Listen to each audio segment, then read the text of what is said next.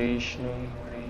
अभी हमने इक्ष्वाकु वंश में क्रमवार वंशावली सुनते चले आ रहे हैं। उसमें राजा त्रिशंकु और राजा हरिश्चंद्र का भी जिक्र हुआ। अब आगे बढ़ के हम सगर चरित्र को प्रारंभ करते हैं। जय श्री कृष्ण। हरितो रोहित सुतश्चंपा स्तेस्माद विनिर्मिता चंपापुरी सुदेवे तो विजयो यस्य चात्मजः। श्री सुखदेव जी कहते हैं, रोहित का पुत्र हरित, हरित से चंप हुआ, उसी ने चंपापुरी बसाई थी। चंप से सुदेव और उसका पुत्र विजय हुआ। भरुकस्तत्सुत स्तेस्माद वृकस्तस्यापि बाहुकः सोवरेभिरे तभूराजा सभार्यो वनमाविशता। विजय का पुत्र बारुक और भरुक का विरक और विरक का पुत्र हुआ बाहुक। शत्रुओं ने बाहुक से राज्य छीन लिया, तब वह अपनी पत्नी के साथ वन में चला गया। वृद्धम तम पंचतां प्राप्तम महिष्यनुमरिष्यति पूर्वेण जानतात्मनं प्रजावंतम निवारिता। वन में जाने पर बुढ़ापे के कारण जब बाहुक की मृत्यु हो गई, तब उसकी पत्नी भी उसके साथ सती होने की उद्यत हुई। परंतु महर्षि औरवक को यह मालूम था कि इसे गर्भ है, इसलिए उन्होंने उसने सती होने से रोक दिया। आज्ञायास्य सपत्नीभिर्गरो दत्तो अंधशासः सतनेव संजात सगराख्यो महासहाय।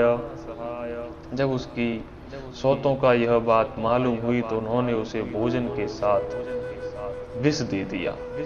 विष को कहते हैं गर्भ, परंतु गर्भ पर उसका विष का कोई प्रभाव नहीं पड़ा, बल्कि उस विष को लिए हुए ही एक बालक का जन्म हुआ, जो गर्भ के साथ पैदा होने के कारण सगर कहलाया। सगर बड़े यशस्वी राजा थे। सगरश्चक्रवर्त्यासीग सागरो यत्सुतैकृतः यस्तालयंगान यवनांचकान यवरवरान। सगर चक्रवर्ती सम्राट थे। उन्हीं के पुत्रों ने पृथ्वी खोदकर समुद्र बना दिया था। सगर ने अपने गुरुदेव औरवर की आज्ञा मानकर तालजंग, यवन, शक, हेय और बरबर जाति के लोगों का वध नहीं किया, बल्कि नावदीद गुरुवाक्येन चक्रे वृकृतिवेशिनः मुंडांचमश्रुधरान कांसिश्चन मुक्त केशार मदमुंडितान। बल्कि उन्हें विरूप बना दिया। उनमें से कुछ के सिर मुड़वा दिए, कुछ के मूंछ दाढ़ी रखवा दी, कुछ को खुले बालों वाला बना दिया, कुछ को अंधा मुड़वा दिया। इस प्रकार सगर जी ने उनको कुरूप बनाया। कुछ लोगों को सगर ने केवल वस्त्र ओढ़ने की ही आज्ञा दी, पहनने की नहीं। अंतरवार ससह कांसिद बहिर्वासोपरान सोऽश्वमेधैरजयत सर्ववेद सुरात्मकम्।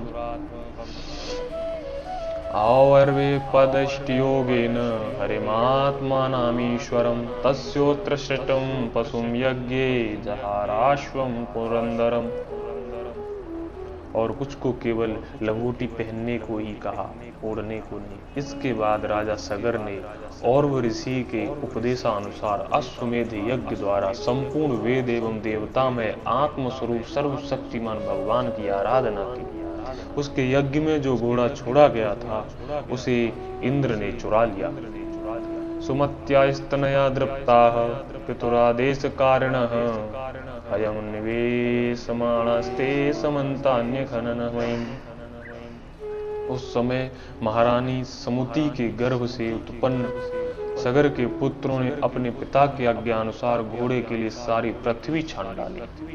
जब उन्हें कहीं घोड़ा ना मिला, तब उन्होंने बड़े घमंड से सब ओर से पृथ्वी को खोद डाला। प्रागुदीच्याम दिशेयम दद्रसुह कपिलांतिके ऐसवादि हर्षचौर आस्ते मिलिते ललोचन।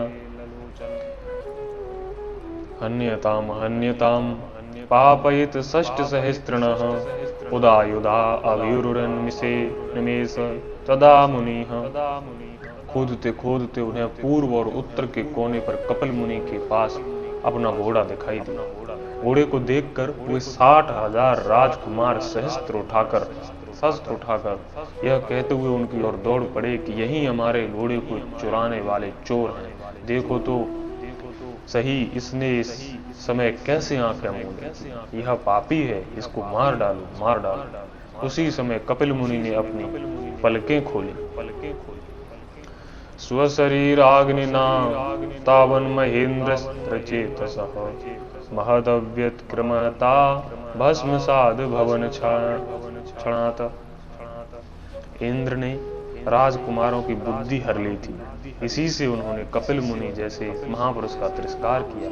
इस तिरस्कार के फलस्वरूप उनके शरीर में ही आग जल उठी, जिससे क्षण भर में ही वे सब के सब जलकर खाक हो गए। न साधु बाधो मुनि को पवर्जिता नृपेंद्र पुत्रायत सत्वधामिनी कथम तमो रोषमयं विभाव्यते जगतपति वित्रात्मनि खेरजो वह। परीक्षित, सगर के लड़के कपिल मुनि के क्रोध से जल गए ऐसा कहना उचित नहीं है। वे तो शुद्ध सत्वगुण के परम आश्रय हैं। उनका शरीर तो जगत को पवित्र करता रहता है। उनमें भला क्रोध रूप तमोगुण की संभावना कैसे की जा सकती है? भला कहीं पृथ्वी की धूल का भी आकाश से संबंध होता है? यस्येरिता सांख्यमयी ग्रहेण नौर्या मुमुक्षुस्तरते दुरत्ययम् भवाणवम् मृत्युपथं विपश्यतः परात्म भूतस्य कथं प्रथंगमति। यह संसार सागर एक मृत्युमय पथ है। इसके पार अत्यंत कठिन है। परंतु कपिल मुनि ने इस जगत में सांख्य शास्त्र की एक ऐसी दृढ़ नाव बना दी है जिससे मुक्ति इच्छा रखने वाला कोई भी व्यक्ति उस समुद्र के पार जा सकता है। वे केवल परम ज्ञानी ही नहीं, स्वयं परमात्मा है। उन्हें भला यह शत्रु है और यह मित्र है, इस प्रकार की भेद बुद्धि कैसे हो सकती है? असमंजस आत्मनम दर्शयन् असमंजसम जाति स्मरः पुरा संगाद योगी योगाद विचलितः। सगर की दूसरी पत्नी का नाम था केसनी। उसके गर्भ से उन्हें असमंजस नाम का पुत्र हुआ था। असमंजस के पुत्र का नाम था अंशुमान। वह अपने दादा सगर की आज्ञाओं के पालन तथा उन्हीं की सेवा में लगा रहता था। आचरण गर्हितं लोके ज्ञातीनां कर्म विप्रयम् सर्व्यां क्रीडतो बालान् त्रास्यद्विद्वेजयञ्जनम्। एवं व्रत परित्यक्तः पित्रायष्णेयमवोपायः योगेश्वरेण बलांस्तान् दर्शयित्वा ततो ययो। असमंजस पहले जन्म में योगी थे। संग के कारण वे योग से विचलित हो गए थे, परंतु अब भी उन्हें अपने पूर्व जन्म का स्मरण बना हुआ था। इसलिए वे ऐसे काम किया करते थे जिनसे भाई बंधु उन्हें प्रिय न लगे, प्रिय न समझे। वे कभी कभी तो अत्यंत निंदित कर्म कर बैठते और अपने आप को पागल सा दिखलाते, यहाँ तक कि खेलते हुए बच्चों को सरयू में डाल देते। इस प्रकार उन्होंने लोगों को उद्विग्न कर दिया था।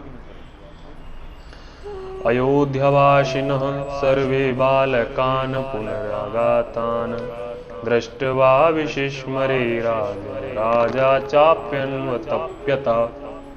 अंत में उनकी ऐसी करतूत देखकर पिता ने पुत्र स्नेह को तिलांजलि दे दी और उन्हें त्याग दिया। तदंतर असमंजस ने अपने योग बल से उन सब बालकों को जीवित कर दिया और पिता को दिखाकर वे वन में चले गए। अयोध्या के नागरिकों ने जब देखा कि हमारे बालक तो फिर लौट आए, तब उन्हें असीम आश्चर्य हुआ और राजा सगर को भी बड़ा पश्चाताप हुआ। अंशुमांश्चोदितो राज्ञा तुरंगान्वेषणो ययो पितृव्याख्यातनुकुतं भस्मान्ति तत्र चेहयम्। इसके बाद राजा सगर की आज्ञा से अंशुमान घोड़े को ढूंढने के लिए निकले। उन्होंने अपने चाचाओं द्वारा खोदे हुए समुद्र के किनारे किनारे चलकर उनके शरीर के भस्म के पास ही घोड़े को देखा। तत्रासीनं मुनिं वीक्ष्य कपिलाख्य मधुक्षजम् अतस्ततो समाहिता मना प्रांजलि प्रणतो महान। वहीं भगवान के अवतार कपिल मुनि बैठे हुए थे। उनको देखकर उदार हृदय अंशुमान ने उनके चरणों में प्रणाम किया और हाथ जोड़कर एकाग्र मन से उनकी स्तुति की। अंशुमान उवाच न पश्यति त्वां परमात्मनो अजनो न बुध्यते अद्यापि समादयुक्तिभिः कुतो परे तस्य मनः सरीधि विसर्ग श्रेष्ठा वयं प्रकाशा। अंशुमान ने कहा, भगवन आप अजन्मा ब्रह्मा जी से भी परे हैं, इसीलिए वे आपको प्रत्यक्ष नहीं देख पाते। देखने की बात तो अलग रही, वे समाधि करते करते एवं युक्ति लड़ाते लड़ाते हार गए। किंतु आज तक आपको समझ भी नहीं पाए। हम लोग तो उनके मन, शरीर और बुद्धि से होने वाली सृष्टि द्वारा बने हुए अज्ञानी जीव हैं, तब भला हम आपको कैसे समझ सकते हैं। ये देह भाज स्त्री गुण प्रधाना गुणान विपश्यन्त्युत वातमश्च यन्मायया मोहित चेतस्ते विदुभस्वंस्तम न बहे प्रकाशा। संसार के शरीरधारी सत्व गुण, रजोगुण या तमोगुण प्रधान हैं। वे जागृत और स्वप्न अवस्थाओं में केवल गुणमय पदार्थों, विषयों और सुषुप्ति अवस्था में केवल अज्ञान ही अज्ञान देखते हैं। इसका कारण यह है कि वे आपकी माया से मोहित हो। वे बहिर्मुखी होने के कारण बाहर की वस्तुओं को तो देखते हैं, पर अपने ही हृदय में स्थित आपको नहीं देख पाते। तम त्वामहं ज्ञान घनम स्वभाव प्रध्वस्त माया गुण भेद मोहे सनंदनाद्यैर्मुनिभिर्भाव्यम कथम ही मूढ़ परिभावायामि। आप एक रस, ज्ञान घन और सनंदन आदि मुनि जो आत्म स्वरूप के अनुभव से माया के गुणों के द्वारा होने वाले भेदभाव को और उसके कारण अज्ञान को नष्ट कर चुके हैं, आपका निरंतर चिंतन करते हैं। माया के गुणों में भी भूला हुआ मैं किस प्रकार आपका चिंतन करूं। प्रशांत माया गुण कर्मलिंग मनमरूप सदस्य द्विमुक्तम ज्ञानोपदेशाय गृहीते दहेम नमामहे त्वां पुरुषं पुराणम। माया उसके गुण और गुणों के कारण होने वाले कर्म एवं कर्मों के संस्कार से बना हुआ लिंग शरीर आप में है, ही नहीं। गुणों से जो बना हुआ लिंग शरीर आप में ही नहीं। न तो आपका नाम है और न तो रूप, आप में न कार्य है और न तो कारण है। आप सनातन आत्मा और ज्ञान का उपदेश करने के लिए ही आपने यह शरीर धारण कर रखा है। हम आपको नमस्कार करते हैं। त्वन्माया रचिते लोके वस्तु बुद्धया ग्रहादिषु भ्रमन्ति कामलोभेरस्या मोह विभ्रांत चेतसः। प्रभु, यह संसार आपकी माया की करामात है। इसको सत्य समझकर काम, लोभ, ईर्ष्या और मोह से लोगों का चित्त, शरीर तथा आदि में भटकने लगता है। लोग इसी के चक्कर में फंस जाते हैं। आद्य नः सर्वभूतात्मन काम कर्मेन्द्रियाशयः मोह पाशो दृढ़श्चिन्नो भगवंस्तव दर्शनात्। समस्त प्राणियों के आत्मा प्रभु, आज आपके दर्शन से मेरे मोह वह दृढ़ फांसी कट गई जो कामना, कर्म और इंद्रियों को जीवन दान देती है। श्री सुकोवाच इत्तम गीतानुभावस्तम भगवान कपिलो मुनिः अंशोमंत मुवाचेद अनुग्रहे धिया नृप। परीक्षित, सुखदेव जी कहते हैं, परीक्षित, जब अंशुमान ने भगवान कपिल मुनि के प्रभाव का इस प्रकार गान किया, तब उन्होंने मन ही मन अंशुमान पर बड़ा अनुग्रह किया और कहा, श्री भगवान उवाच अश्वोऽयं नीयतां वत्स पितामह पशुस्तव इमे च पितरो दग्धा गंगाम्भो हन्ति नेतरत। बेटा, यह घोड़ा तुम्हारे पितामह का यज्ञ पशु है, इसे तुम ले जाओ। तुम्हारे जले हुए चाचाओं का उद्धार केवल गंगा जल से होगा और कोई उपाय नहीं। तम परिक्रम्य शीर्षा प्रसाद्य यमानयत सगरस्तेन पशुना क्रतुशेषम समापयत। अंशुमान ने बड़ी नम्रता से उन्हें प्रसन्न करके उनकी परिक्रमा की और वे घोड़े को ले आए। सगर ने उस यज्ञ पशु के द्वारा यज्ञ की शेष क्रिया समाप्त की।